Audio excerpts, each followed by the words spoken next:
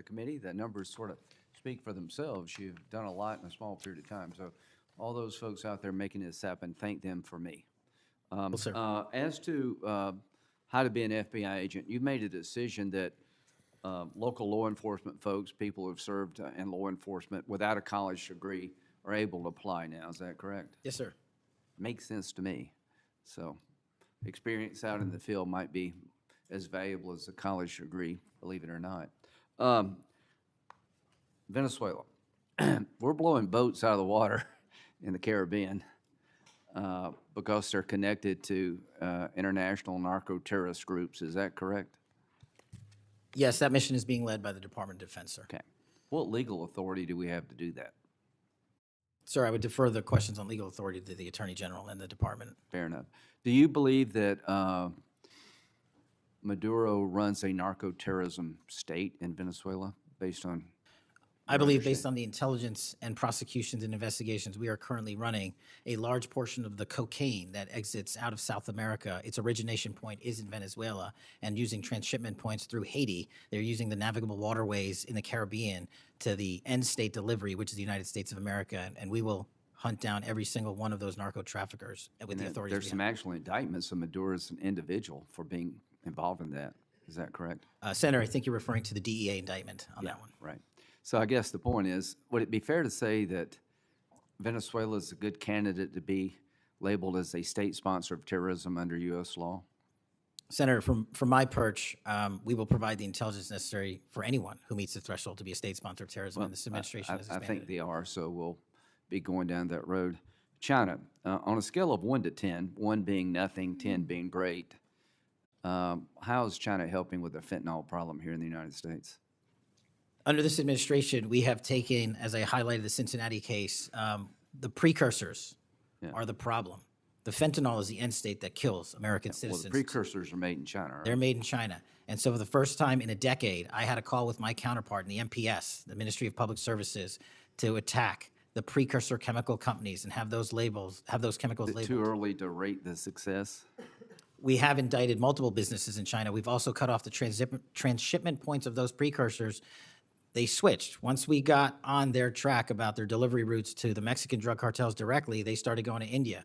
We called the Indian authorities, and they shut down those transshipment points. So we're continuing to work with our So partners China overseas. is helping, would you say? They are starting to help, and we are hoping, under this administration's leadership, we can get more of Let their me help.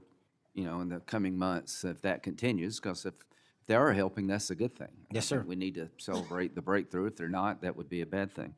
So after the assassination of Charlie Kirk, there seems to be one refrain from everybody, and that's about the effect of social media. Do you believe that social media is one of the instruments radicalizing America and inciting violence?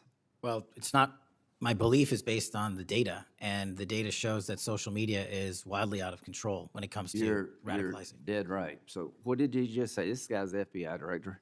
He says that social media is wildly out of control. Now, free speech, we all agree with that, but you can't yell fire in the theater, right? Yes, sir. Free speech doesn't allow you to go online and groom a child for sexual, No, it does not. okay? Free speech doesn't allow you to go on the internet and basically incite somebody to kill another person, right? Absolutely not. So if it's illegal offline, it should be illegal online, agreed? Whatever the law is. Yes, sir. We Just had a- because you're online doesn't give you a get out of jail free card. No, sir. So if a parent is worried about a child being bullied on a website, what rights do they have under U.S. law? We have to balance the rights, as you said, Senator, of free speech versus those that encroach Is there upon any violence. law that can shut down one of these sites for bullying children or allowing sexual predators on the site? We are able to attack certain sites on the dark web. When it comes to the open internet infrastructure system, we have to reach a threshold to attack a company's position that only subscribes to violence. Can the parents sue that company? They can. They can't? They can sue not the social media companies. That's what I'm talking They about. can sue the companies. No, I'm talking about the social media company that gives life to this behavior. No, you're referring to Section 230, sir. Would you advocate a sunsetting of Section 230 to bring more liability to the companies who send this stuff out? I've advocated for that for years. All right. We need to do this, folks. These companies are taking content that it makes you sick, that could get you killed, get you poisoned, and there's nothing we can do about it under our law.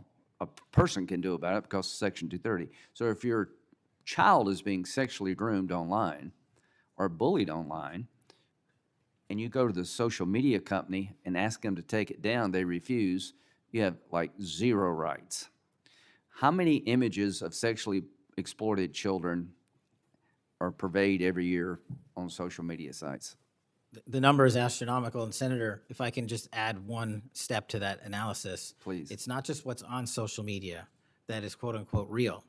It's the introduction of artificial intelligence and Right. generative AI that is creating even more child sexually abuse material and even more sexually violent acts online and mimicking people.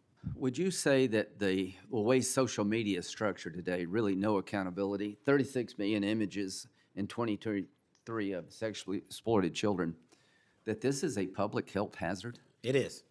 Would you say that it's a mental health problem, particularly for younger people? It absolutely is. Do you agree that some of these sites are designed to be addictive?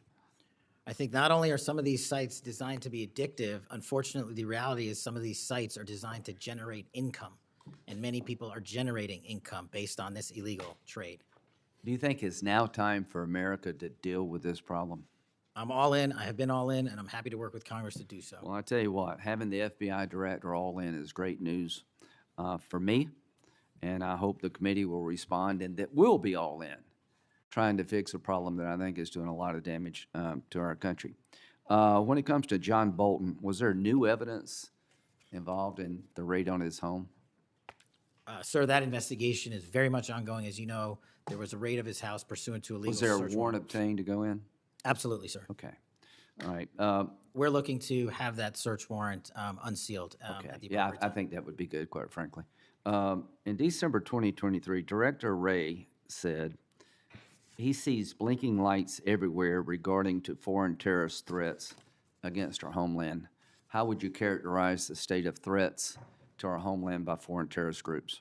Foreign terrorist organizations have adapted and started utilizing online platforms, and so has the FBI. And so while they are adapting and expanding how they harm our country, we have as well. They have not stopped. There's been a resurgence in places like West Africa and elsewhere of foreign terrorist organizations, and also the newly emboldened drug trafficking organizations in Mexico, which is going to take a whole of government approach to get. Does Hezbollah fall within that group? Yes, sir.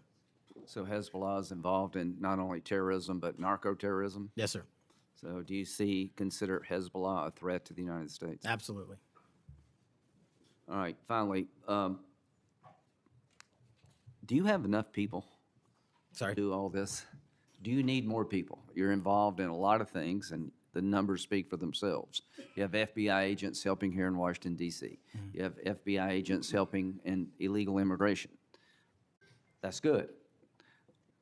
You got a chance here to tell us if you need more people. Seems to me that threat level of this country is pretty high right now. You got thousands of domestic terrorism cases. How many are being investigated? I think 3,500 off the top of my head. 3,500, okay. Anyway, it seems your plate's pretty full. I would urge you to get with your people, and if you think you need more people, now's the time to do it. It would be a shame to miss an opportunity to plus up the FBI if the threats justified it. Will you look? I will look, sir. Okay, but are you comfortable you have enough people right now? Right now, I'm comfortable with the reallocation of agents and personnel outside of Washington, D.C. and plussing up states like South Carolina in double-digit numbers, and I'll get back with my team on this one. Thank you for your service. Senator Whitehouse. Boy, is my timing good. It is very good.